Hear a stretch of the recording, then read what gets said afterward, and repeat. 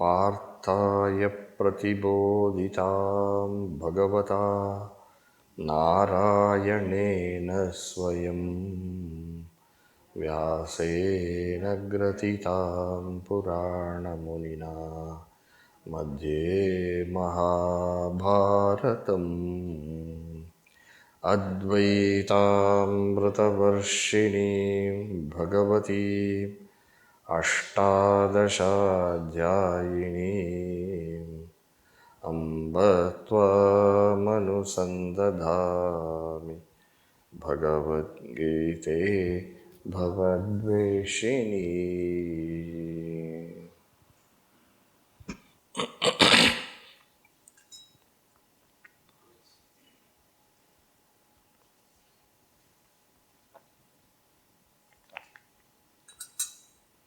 Just see the thought flow of the chapter 15.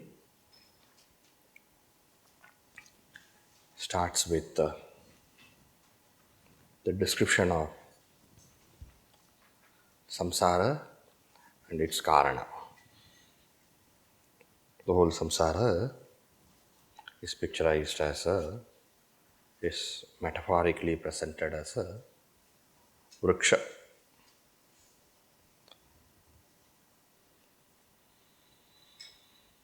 So, in Sanskrit, the word vriksha has got this kind of etymology, vrishchanat, that which is cut. Vrishchanat, vriksha.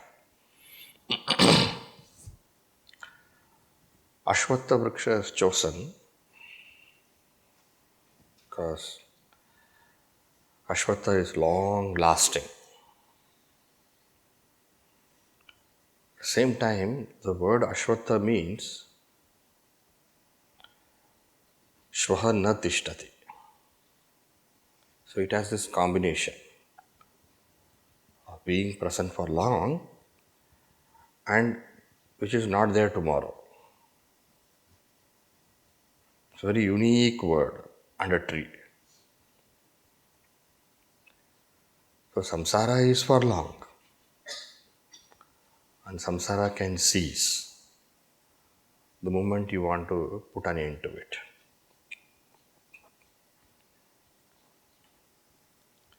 So its ending nature and its endless nature, both of them come together. So how is the samsara vriksha described? Urdhva moolam adha shakam. Moola is urdhva because the moola, the cause, is that Supreme Brahman with Maya as Upadhi. So, with Brahman as the cause, therefore the moola is higher in nature and the higher is called as urdhva here. It is not spatial higher, but it is by nature higher. Adha shakam. All that comes out from that Brahman Ishvara is called shakam, the shoot, the root, the shoot. The shoots are all lower in nature, therefore adha shakam. And by the shoots, what are we referring to? The first karya onwards, mahadadi. And this prahu avyayam, some say, is the source, is the refuge, is where we can find all that we want.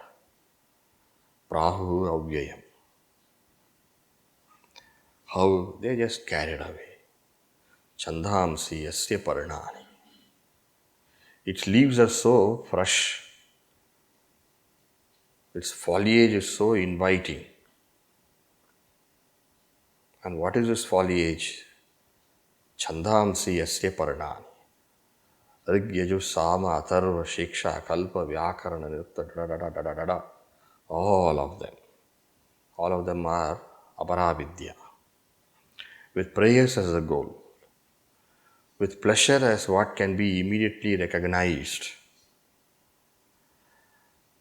And therefore, it looks so bewitching, enchanting. seemingly fulfilling, but in depth, not having any reason to cause any fulfillment. And therefore, it's like a bubble, looks so big, but inside nothing. And this bubble also shines very beautifully in the rays of the sun with multi-colors. All small children go behind this balloon, go behind these bubbles. They make bubbles, they live in bubbles, but all grown-up people know it's not worthwhile. Chandamsi yasya paranani yastam veda sa vedavid. So one who can see what is that which can actually cause fulfillment, and that is that mula. And what is that which is deluding? That is that shaka. Why it is deluding? And finally realize one's oneness with that ultimate truth from which the whole samsara is coming. Such a person, yastam veda sa vedavid. One who knows this knows everything. Vedavid is sarvavid.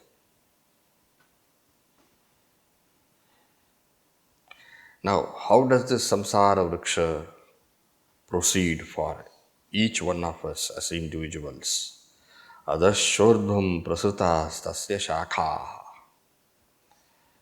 The various embodiments, they go high and low. Shakaha. Here, the shaka is not shoot. The shaka is embodiment. Guna prabuddha. And each of these embodiments are nourished by the gunas. Vishaya pravalaha. And the Vishaya Bhoga itself becomes the cause for this samsara vriksha to go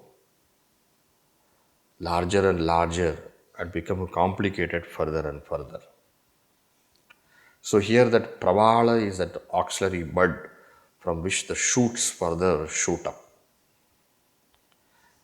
Adascha mulani anusantatani karmanubandhini manushya loke. And in manushya loka, we create those mulas, those roots. Mula means roots, but already root was spoken of. So this is not that root. This is the root of samsara. For our individual samsara, whereby we continue further. So that root for our own personal samsara is how karma anubandhini. It follows those karmas, the varieties of karmas, which all lead to punya and papa. So our roots are all created where? In this manushya loka. Manushya loke mulani. And this mulani karmanu bandhini anusantatani, it pervades. And where does it pervade? Adascha. Both lower and higher. Meaning, in all the embodiments, that which is created out of karma, meaning the vasanas, the samskaras, which are of the nature of shubha and ashubha, noble and ignoble, punya and papa vasanas, and those, all of them, what happens? They all pervade, anusantatani, pervade, adascha. In all the embodiments that one takes, they all come, they all keep coming. And they all keep coming means what? They don't leave you. Those vasanas don't leave you. This way, this samsara vriksha. Na rupa masyeha tata upalabhyate. And therefore, if you understand rightly what they said, this samsara vriksha, samsara is avyaya, and so it's our refuge from which we can find all joy and pleasure and happiness and all fulfillment. No, that's not found. Na rupa masyeha tata na upalabhyate. Really speaking, if you want to get out of it, nanto na chadir na cha sampradishta. You neither see where it begins nor where it ends and where its middle is. You are just stuck up in it. So don't try to exit by finding it. Don't try to exit that way. So how have you to exit it? Ashvattamenam suviruda moolam. The samsara which is so firmly rooted. Asanga shastrena dridhena chitva. Take up that axe of detachment and cut it asunder. First of all, to have that axe of detachment, you have to have this understanding. Na rupa masyeha tatopalabhyate. That viveka should be there. And thus gaining viveka, vairagya, and by implication the other sadhana chatushtayas, tatah padam tat parimargitavyam. Then one must seek the method of inquiry. Seek the lotus feet of the teacher, devote yourself for the discovery, parimargitavyam. That is discovery. And what is the nature of discovery? What are the methods? Shravana, manana, nididhyasa. And what is the goal? Yasmin gata nivartanti bhuyaha. Having reached which, again you don't fall into the samsara. And who is going to assist you in this? This is a great task. Only the indomitable, those who can walk the way less walked. Others have not walked. Only those, very rare, few. Tameva chadyam purusham prapadye yatah pravrittir prasuta purani. I take refuge in that Lord. Who is that urdhva moola? And if he is the cause, yatah pravrittir prasuta purani. I take my refuge in that Mayapati so that I don't become Maya dasa. Mameva ye prapadyante mayametam tarantite. Sarvadharman parityajya mamekam sharanam vraja. As a mumukshu, I surrender to that Lord and seek His protection and guidance to walk the path. Who reached that? Nirmana moha jitasanga dosha adhyatma nitya vinivritta kama dvandvair vimukta subadukka samye gachanti moda padamavyayam dat. So that padam which is avyayam, not that samsara vriksha which is avyayam, samsara which is avyayam, the padam which is avyayam. Who reaches that? Nirmana moha. Those who are given that abhimana and those who are given their identification with the upadhis. Because they have given up, they have put an end to ignorance. And therefore they have become free of desires. And therefore they have become. And how did they become free of desires? By being ever established in that Atma Tattva, Adhyatma Nitya. And thus becoming free of desires, they are totally free of any attachment whatsoever. And then Dvandvair Vimuktaha, becoming free of the Dvandvas, which cause Sukha and Dukkha. And thus becoming Jivan Muktas. Finally, what do they attain? Gachanti, those Amudaha, the non-deluded, Padam Avyayam, that Avyayam they attain. What is that Pada which is Avyaya? It is one's own self alone, which is of the nature of consciousness. To illumine which you don't need the sun, to illumine which you don't need the moon, to illumine which you do not need the fire, to illumine which you do not need the senses, nor the mind. And that is why Yadgatva na nivartante, because it is one's own true nature. And that is why it was stated, Yasmin gata na nivartanti bhuyaha. Because where is the reaching? It is not an actual reaching. It is only a discovery of one's real nature. Having discovered which, there is no loss of it. How do you say that this consciousness is that final avyayam padam? How do you say this consciousness, this self is that ultimate reality? Because Mamaivamsho Jivaloke Jivabhutaha Sanatanaha. What you find as a self is actually that Sanatanaha, is that deathless, birthless consciousness. And what is that? That is my part, so to say. It is not different from me. Just as how the pot space is not in any way different from the total space, and the pot space is but a part of that. Pot space is nothing but a part of the total space. In the same way, this consciousness is me, myself. There is no difference whatsoever. Amsha iva amshaha. But not recognizing the true nature of being one with that supreme reality, in this jiva loka, in this experience of samsara, how it is found? It is found as jiva bhutaha. It is found as identified with the upadhis. And identifying with the upadhis, it goes to the experience of jagrat, swapna, sushupti. Not only that, it also goes to the experience of transmigration. And when it transmigrates, what does it do? It being the alone sentient factor, it takes all the inert, what it has to take, setting aside the gross body. Manas shashtani indriyani prakriti stani karshati. The entire sukshma and the karana are taken. And how does it take? Like how breeze takes that fragrance from the flower, in the same way it takes the subtle from this grass, and together it departs to the next embodiment. And what does it do in the next embodiment? It again uses these manashashtani indriyani and goes through the various experiences of the Vishaya, through the Shrotra, the Chakshu, the Sparsha, the Rasanam, and the Granam.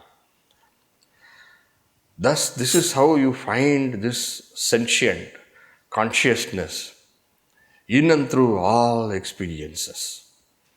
This consciousness is truly speaking, not the jiva, which is suffering through the samsara. How is this consciousness? Utkramantam sthitam vapi bhunjanam vagun gunanvitam. How is it?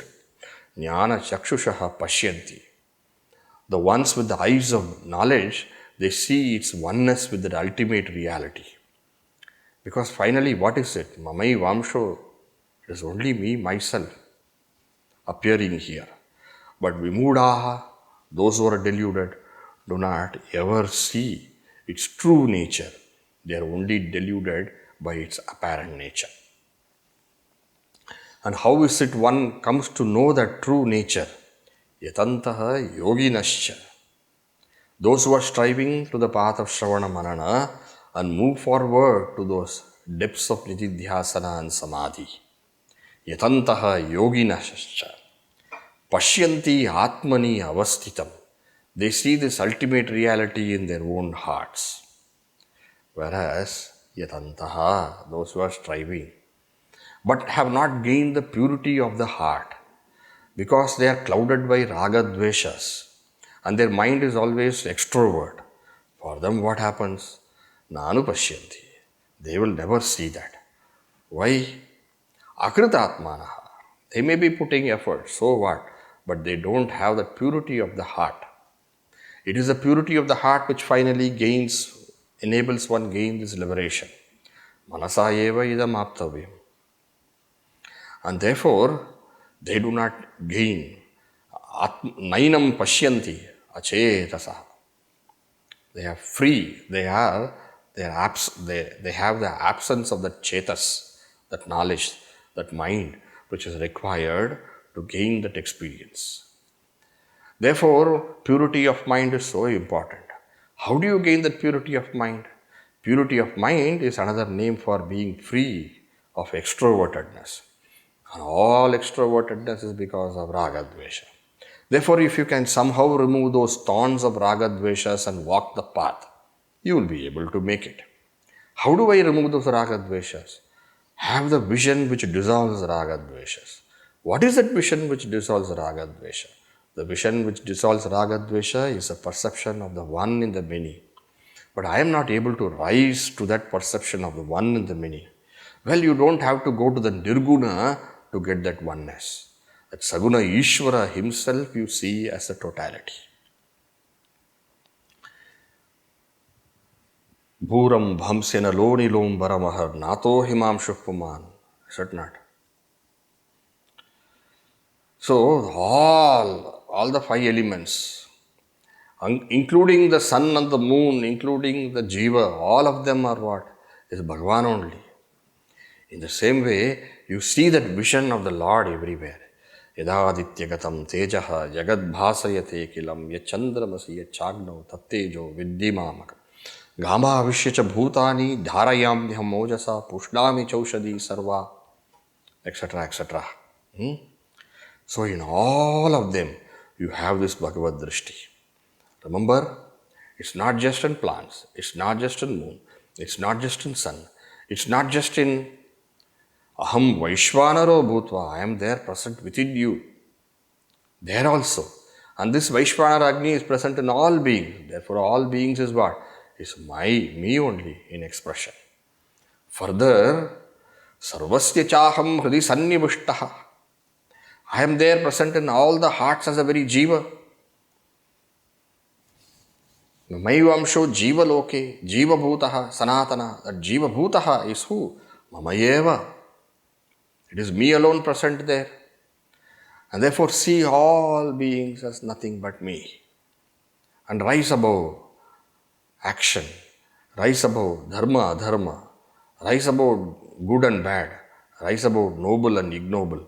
And take your mind high and see in that vision of oneness, one Lord alone manifesting as a variety. Matta smritihi jnanam apohanam cha. If you have that purity of mind evolved from coming out from this kind of vision, then you will have that smriti. What is that smriti? When the teacher instructs you Tattvamasi, you will be able to connect it and have that Brahma Asmi. That is that smriti. And with that smriti, you will be having that vision of knowledge, whereby you see everything as what?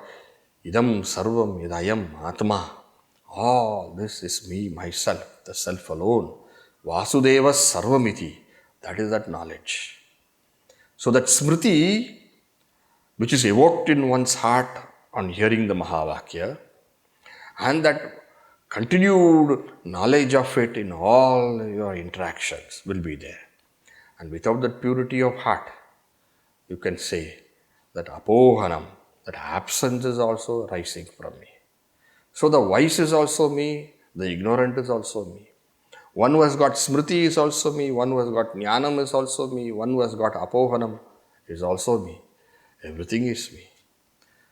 And Vedanta, if all this is me, what to speak of the Vedanta Kriti, the one who establishes Vedanta in the hearts of all the students, that is also me.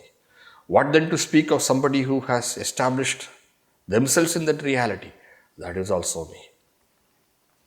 Vedanta Krit, Veda Vit, and what about the Veda? That is also me. All is me.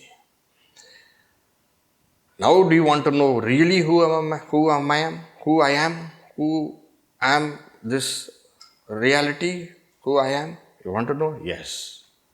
There is this Kshara Purusha, there is the Akshara Purusha. Kshara Purusha is my manifestation in the realm of the effects. Akshara Purusha is me as that cause, Karana. Me as Maya is Akshara Purusha. Me as the effects of Maya is Kshara Purusha. And who am I? That is also me. But who am I in my true nature? Uttama Purushaha tu Anyaha. I am that Uttama Purusha which transcends the Kshara Purusha as well as the Akshara Purusha. That is what I am. Uttama Purusha Stvanyaha. And this is what is known as Paramatma ityudahrataha. Yo lokatrayam avishya. It alone pervades everything. And what is it? It is avyayaha. Which avyaya? Nirmana moha, jitasanka dosha. All those people, right? Gacchantyamuda padam avyayam tat. That avyaya is what? Are you able to relate that word avyaya? Dhamana moha, chitasanga dosha, adhyatma nitya, vinivritta kama, dvandvair vimukta, sukadukka samni, gachanti mudha, padam avyayam. There was one avyayam which came in the first verse, which they thought it is avyayam, samsara. The wise amudhaha, gachanti padam avyayam. Which is that padam reaching which there is no return? What is that padam reaching which there is no return?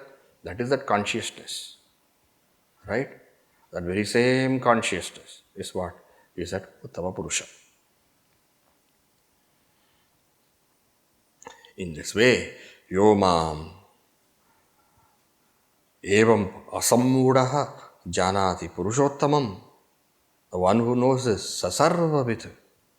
Sasarvavit? Yastam veda sa vedavit. First verse. Yaha vedavit sa eva sarvavit. He knows everything. How is this person? How do you say he knows everything? He knows everything because he knows that from which everything appears. Urdhva Bhulam. He knows this.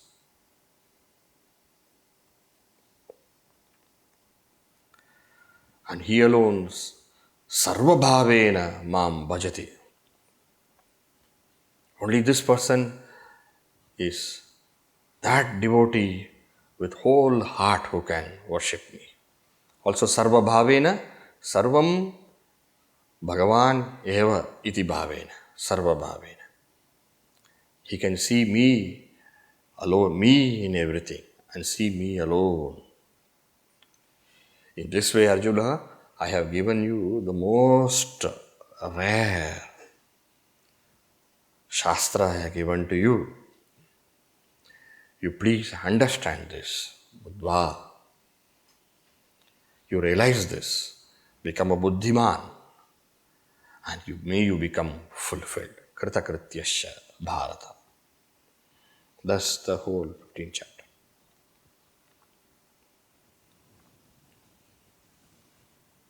As I mentioned yesterday, this Kshara Purusha, Akshara Purusha, Uttama Purusha. You must have seen Gurudev's commentary. Kshara Purusha is the entire Kshetra. Akshara Purusha is the Kshetrajna as a Sakshi. With respect to Kshara, this is Akshara. So Akshara Purusha, in what you see Gurudev is, he's not saying Akshara Purusha is Maya. He's saying Akshara Purusha is that Sakshi. Sakshi does not change. No deiti, nastametyasha, navruddhim yati nakshayam. It doesn't have any of the vikaras. Therefore Akshara. Then what is Uttama Purusha? That same Sakshi, with reference to the Kshara, is called Akshara. With reference to the perishable, it is termed imperishable. But that term imperishable is with reference to the perishable. A person is called a husband with respect to the wife whom he has married. A person is called a father with respect to the upadhi of having those children. A person is called an officer with respect to the upadhi of he being in that office. Now, when the perishable is negated, why should it be called imperishable? Meaning, when the duality has ceased, how can you call it as Kshetrajna? When the Kshetra has been removed, how is it Kshetrajna, the knower of the Kshetra? Meaning, how is it the witness?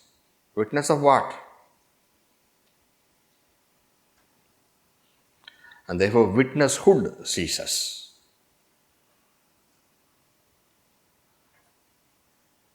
With respect to the object, we call it as witness. With respect, without the object, it is not a witness. What is it? It is pure consciousness, objectless awareness.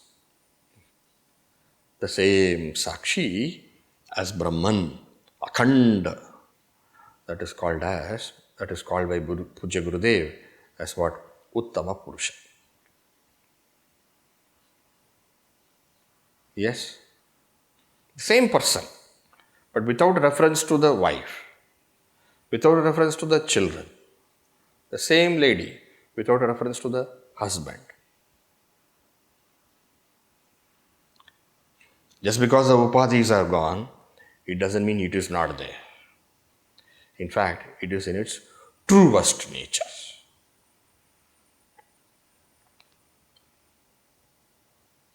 This is that ekameva advitiyam. What you studied in Chandogya. Nehananasti kincha. It's that reality at that point where there is no plurality whatsoever, with reference to which you can call it as imperishable. Meaning, it is that which is beyond words, beyond thoughts, of which the greatest teaching can only be neti, neti. Alright?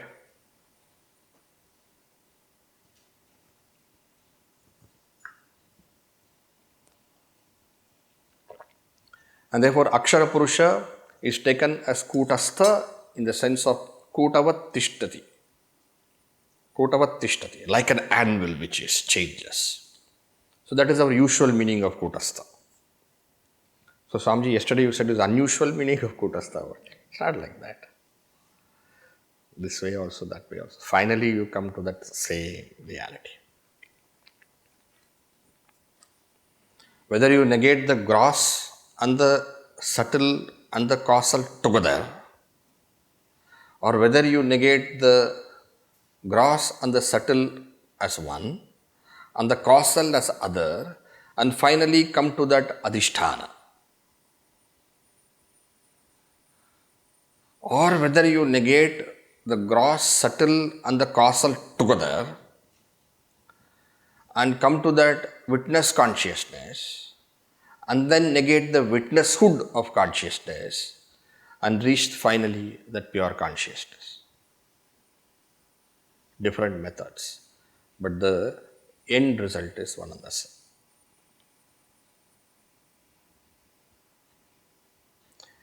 You should very carefully see also the use of the word avyaya. 3 times it comes in the 15th chapter. First time, false. Second time, that goal reached by nirmana moha jita sanga dosha. The goal reached. Third time, the Uttama Purusha is called as avyaya, which is a final goal. So the first avyaya comes in verse number 1. The second avyaya comes in verse number 5. And the third avyaya, the last avyaya, comes in verse number 17.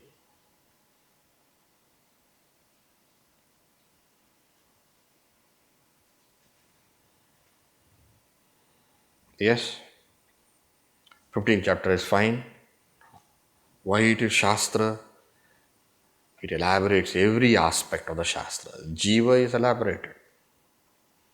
Right? Jiva bhuta sanatanaha. And then what the Jiva does? Utka, what does the Jiva does? It leaves the body, all those Jivas. Jagat is also, and the Jiva's true tattva also is spoken of. Right? Jagat is also spoken of. Adashakam, etc. Ishvara also is spoken of. Yadaditya gatam tejaha jagad bhasayate kilam yachandram. The sadhya is also spoken of. Sadhya, the goal, is also spoken of. That realization. The sadhana also is spoken of. right? Nirmana, moha, etc. Also, sadhana also is coming where akritatmana, or the purity of heart. And how the purity of the heart, what is the sadhana to be done? That sarvatra Ishvara darshanam.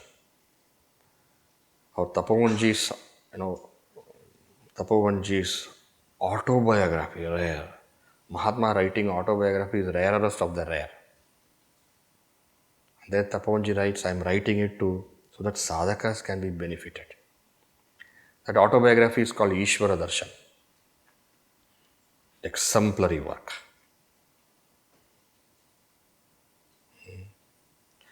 So, sadhana also is spoken. And the values to be followed in life, nirmana, moha, jita, sanga, dosha, all those things. Everything is spoken. So, nothing of the Shastra is left. And therefore, iti guhyatamam shastram. Also, iti guhyatamam shastram, Bhagavan has chosen 15th chapter, but 15th chapter is upalakshana for the Bhagavad Gita.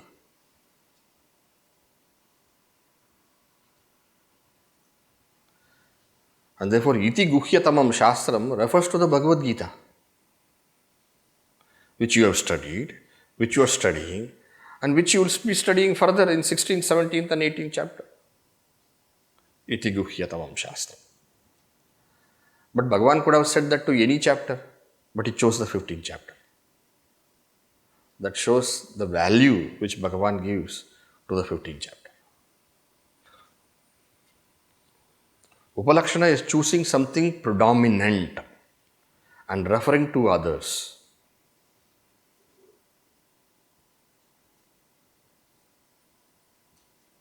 தலைக்கு ஒரு பழம் கொடுப்பா Tamil. Okay. தலைக்கு ஒரு பழம். Tala means head. One fruit for every head. That is a usage. One fruit for every head. What is the head count? We ask, what is the head count? So what are we referring to? We are referring to the most important aspect of the human, the head. And then with the head, you are referring to the whole person. The 15th chapter is used thus to consider the whole Bhagavad Gita. So either you say the 15th chapter by itself is Shastra, yes, it is Shastra, or you say the 15th chapter is the upalakshana for the entire Bhagavad Gita because of its exemplary. Oh, Swamiji, every chapter is so exemplary, and how you are saying 15th chapter? Because it's concise also. It covers everything. In fact, the first verse says everything. Yastam Veda, sa Veda Veda. One who knows this knows the whole Veda. See? All right. That way, every chapter is beautiful, and then here you are only getting in this course some inspiration. Now you go deep into it and swim in this ocean, in this beautiful Manasarovar lake of Bhagavad Gita. Enjoy. Manasarovar lake is very cold, Swami.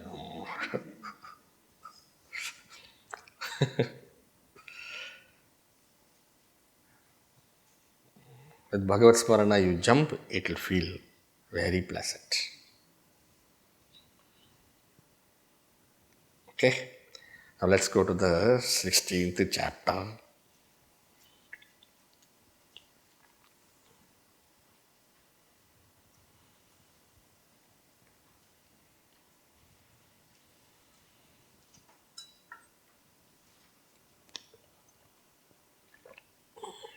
So you are seeing how a chapter is to be seen? Like that every chapter you should be able to see. What is the overthought?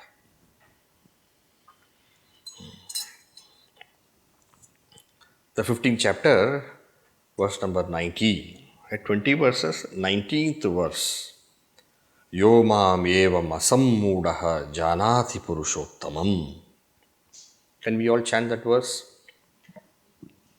Yo mam evam asammudaha janati purushottamam sasarvavid bhajati mam sarvabhavena bharata. Yaha, whoever he be, he who, mam evam asammudaha, non-deluded, janati purushottamam, knows the Purushottama, realizes the Purushottama. Therefore, what is mentioned here? Only an asammuda can realize the Purushottama. Asammuda means what? One who is not deluded. The non-deluded alone can have that vision of that reality. Delusion and reality cannot go together. So, how does one become this asammuda?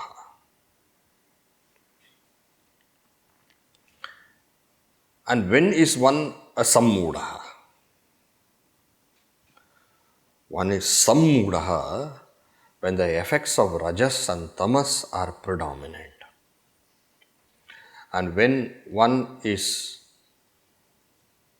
filled with that sattvika, then one becomes asammuda. One gains the capacity to become asammuda. Unless the ground is fertile, earth is fertile, no plants, no vegetation of value is going to grow there. You will have some weeds and all growing. You can't have any actual value coming out of it. Therefore, to cultivate good vegetation, the earth should be first ready and prepared. The cultivation of the mind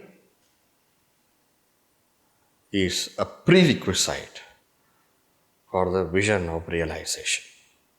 Virtues and values are the very foundation of spiritual life.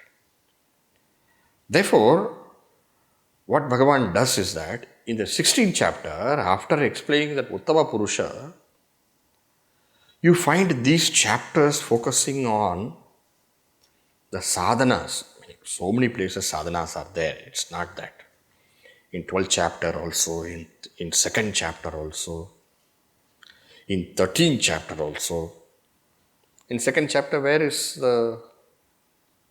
it spoken of virtues, values and all for a sadhaka?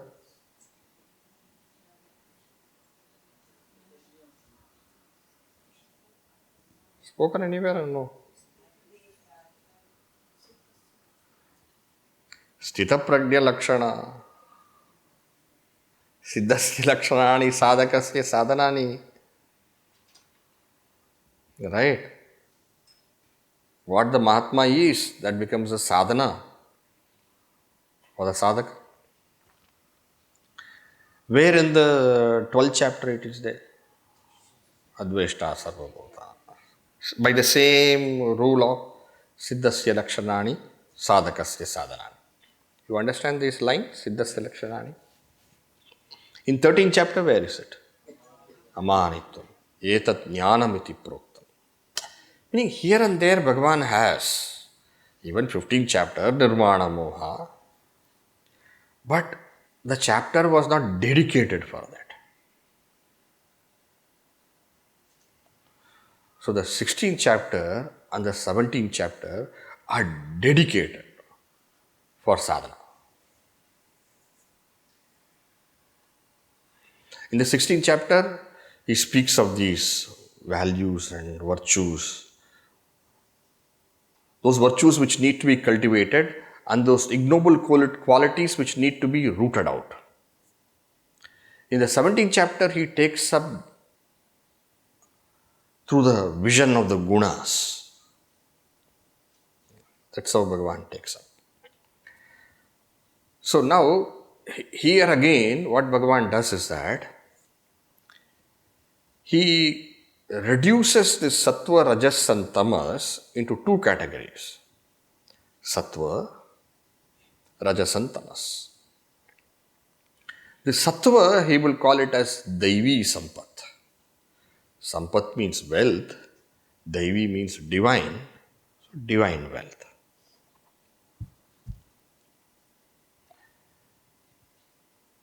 Also, Daivi comes from the root Deva. Deva is effulgence. Jyotanat Devaha. Effulgence. Effulgence is sattva. Prakashakam, Anamayam. So sattva is prakasha. So Daivi means what? Daivi means sattvika, prakashamaya. So those virtues and values which go with sattva, that's called Daivi. And the other one, the rajas and tamas, he puts them together as Asuri-sampad. And what is Asuri? Asuri is, one is Daivi, divine, and Asuri is what? Demoniac. So divine, demoniac. So Asuri Sampat means what? That collection which goes with the Asuri, with the Rajas and the Tamas. Rajas and Tamas are basically of the nature of indulgence. Meaning, of the nature of indulgence means what? You give priority to the hankerings of the senses. You give importance to the raga and dvesha of the mind. And that's when one starts that indulgence or causing suffering to others and becoming happy. Now this is also an indulgence, a foolish indulgence. At least the other one was a meaningless indulgence. This is foolish indulgence. So the rajas and the tamas together, they become what is termed as Asuri Sampat. So sattva, one category, because the sadhaka needs to cultivate only that. And rajas and tamas, another category. In other words, what Bhagavan has done is that the Daivi is one and Asuri and Rakshasi is one. You remember these terms had come in the 9th chapter. Mahatmanastu mam partha Daivim prakriti mashritaha bhajantyananya manasaha, etc. Daivi. And then Moghasha Moghakarmbanaha Moghajnana Vichetasaha Rakshasi Masurim Chaiva Prakritim Mohinim Shritaha. Mohinim, deluding. Asammudaha, one who is not deluded. Yomam evam asammudaha, non-deluded. Janati Purushottama, know the Purushottama. But Rakshasim and Asurim is what? Prakritim Mohinim, deluding.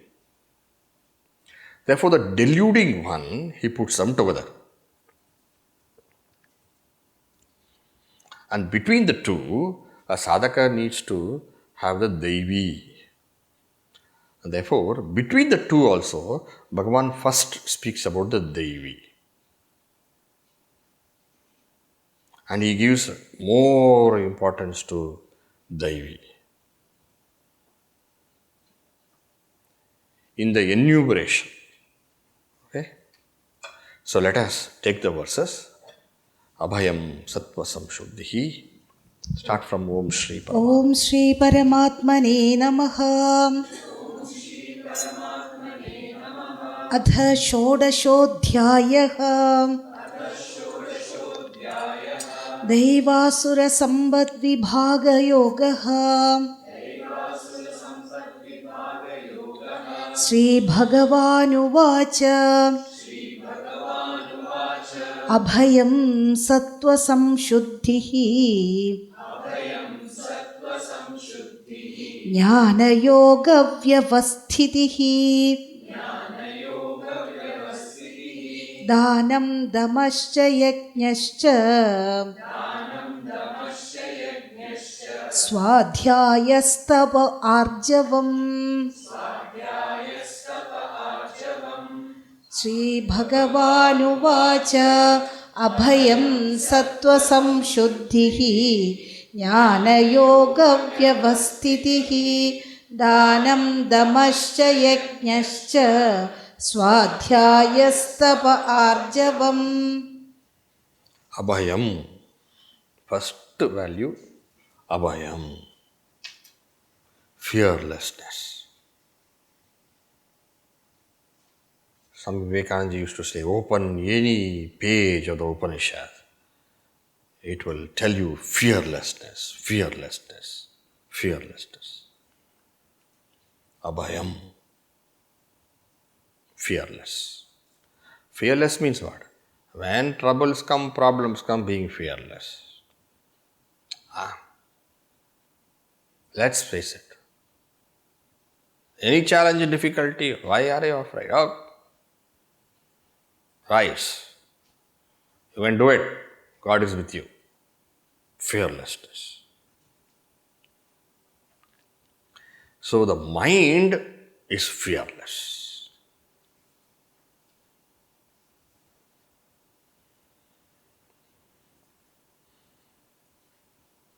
Also, fearlessness comes when you are on the path of dharma. I am doing right. Fearlessness. Fearlessness will be there when you know what you are doing, when knowledge is there. Fearless. So that inner composure, which is there irrespective of the difficulties and challenges, which is because one is rooted in dharma and one is well aware of what is right and how it is to be done. Then a person is fearless. Sattva samshuddhi. Sattva is antakarana. Sattva is not here sattva rajas tamas. Sattva is antakarana, mind. And sattva samshuddhi is what? The purity of the mind. The purity of the mind means what? A mind which is able to subjugate raga, dvesha, kama, krodha, lobha, moha, mada, matsarya. Meaning these things will show once in a while, and the one who says no to them. Sattva samshuddhi. Jnana yoga vyavasthiti. Jnana yoga is Shravana Manana Nididhyasana. Jnana yoga. Yoga is path. Yoga is means. Yoga is sadhana. Jnana yoga, the sadhanas of jnana. Shravana Manana Nididhyasana. Jnana yoga vyavasthiti. Vyavasthiti is abidance in that. Non-distraction.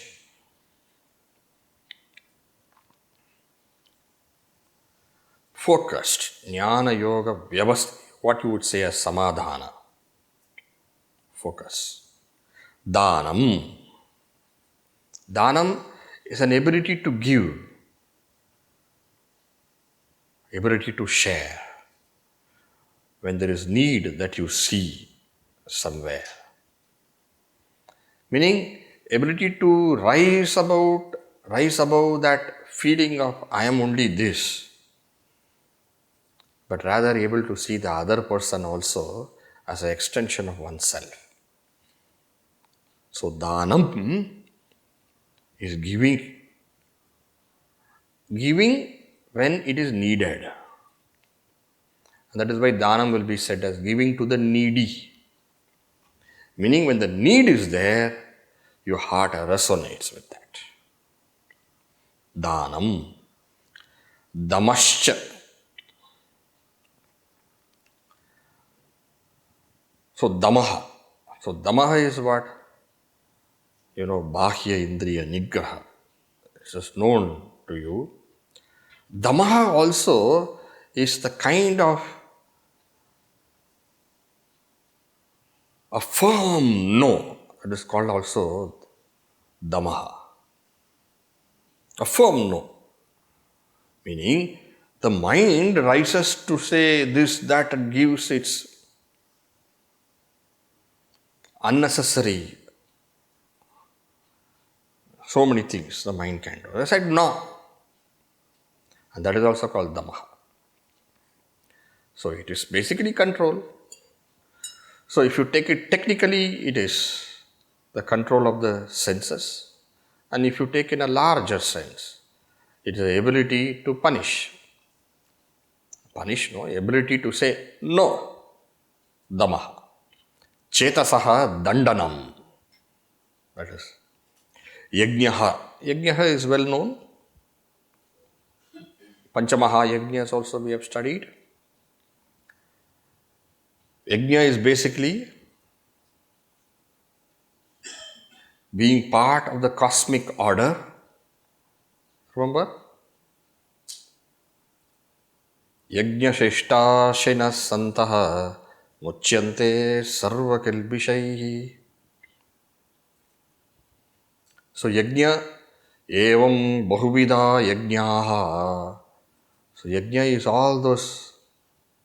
So here yajna is what? Here yajna is those activities one takes up as worship. Panchamaha yajnas, all of them will come under this. Shrauta, Agnihotra, all of them. Smarta, all various kinds of those methods by which you connect to the ultimate. So yajnaha. Swadhyaya. The Swadhyaya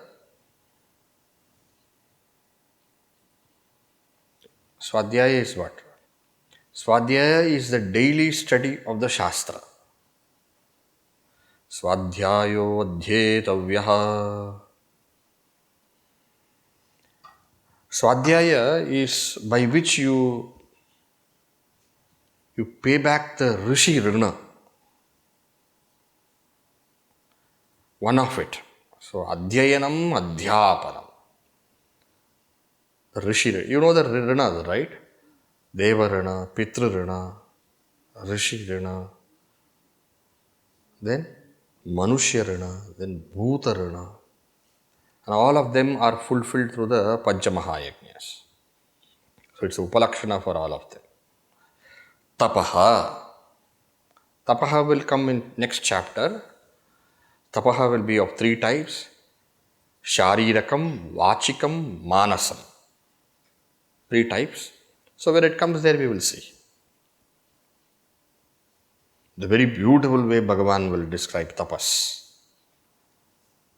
This is how that tapas should be practiced. That's a topic by itself in the 17th chapter. We'll take up there. Then Arjavam. What is Arjavam? Arjavam is straightforwardness. Meaning, what you say is what you think. And what you say is what you will do. Thought, word and deed are aligned straight. That's why it's called Arjavam, straight. Ruju means to be straight. Arjavam comes from that. It's a rujuta, the straightness. What do you mean straightness? The alignment. Thought, word and deed are aligned. Next one.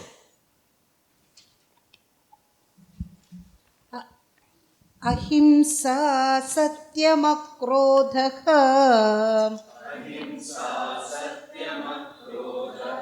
Tyaga shantira vaishunam दयाभूतेष्वलोलुप्त्वम् मार्दवं ह्रीरचापलम् अहिंसा सत्यमक्रोधः त्यागः शान्तिरपैशुनम् दयाभूतेष्वलोलुप्त्वम् मार्दवं ह्रीरचापलम्. Ahimsa. Ahimsa is a well-known term, not causing pain for others. By thought, word and speech. Satyam. Satyam is yathartha bhashanam. What is expressed as it is. No exaggerations, no kind of twisting, turning. Yathartha bhashanam. All of them, if you see, all of them are rooted in abhayam. Satyam. Akrodha. Akrodha, no anger. What do you mean, no anger? Anger expresses in so many ways. Anger expresses words by which you want to hurt through words. Or anger also expresses in other ways like physically hurting.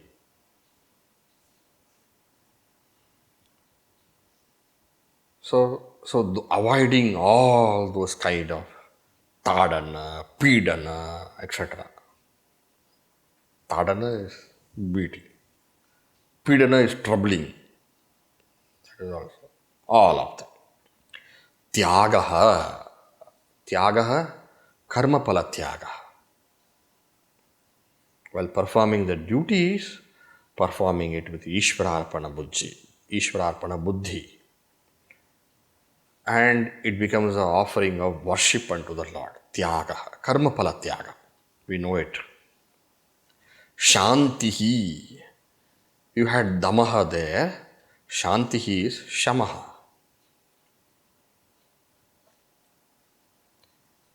So the antakarana is able to have that stillness within.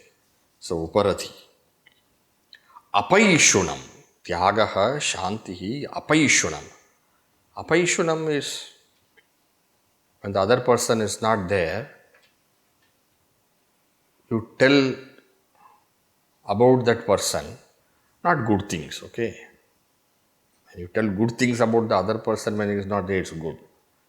You tell those things which will cause a negative opinion about that person. What is it called as? In English, there's a name for it. Backbiting. Backbiting. So, apaishwaram. Parokshe. Not when the person. Directly you can.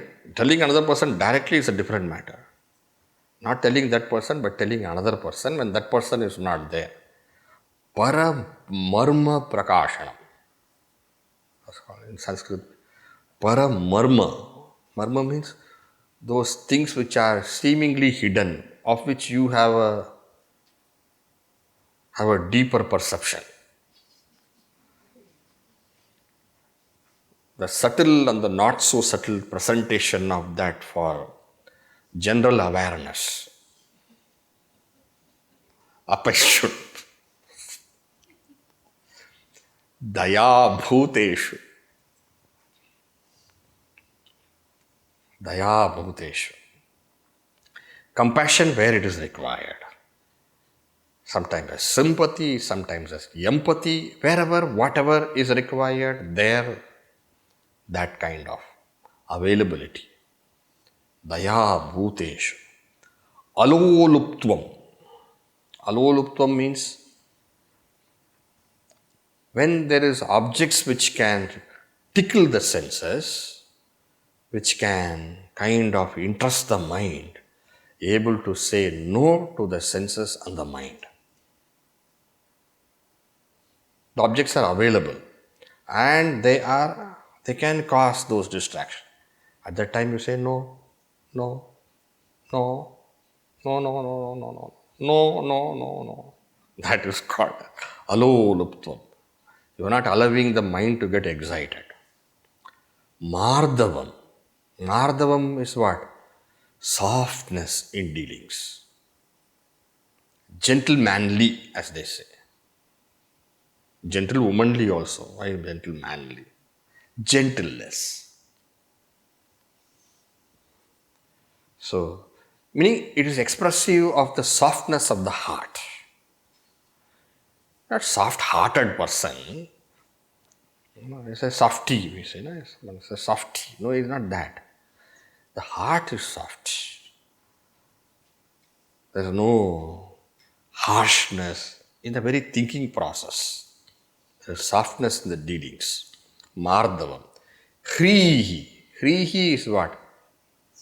Hrihi is a kind of when there is a prompting to do something which is not nice, which is not right.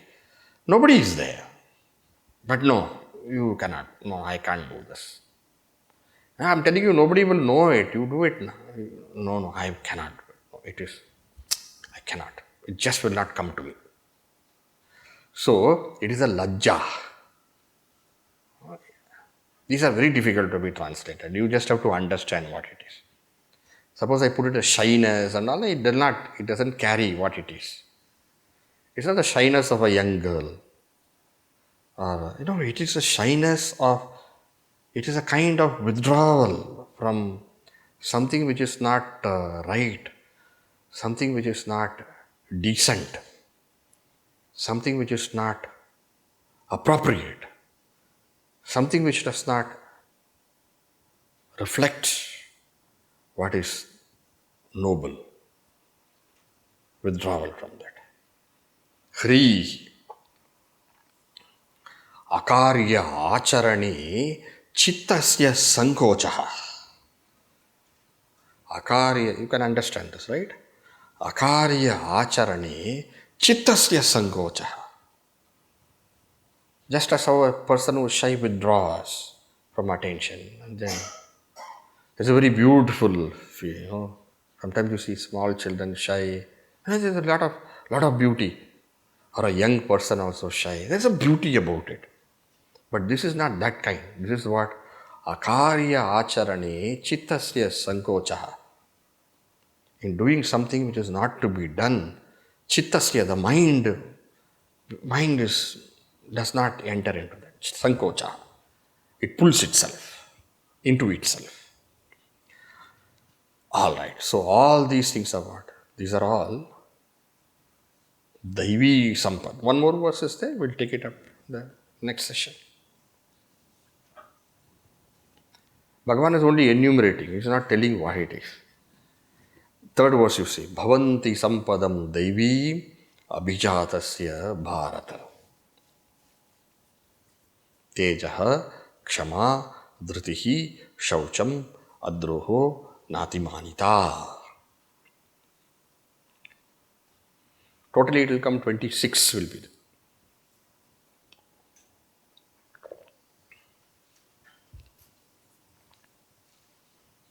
You count for yourself.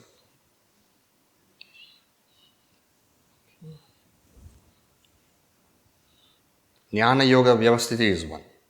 Don't break Jnana and Yoga and Jnana Yoga Vyavasthiti. Then you will get 26. Otherwise, your number will grow. 26 is the number.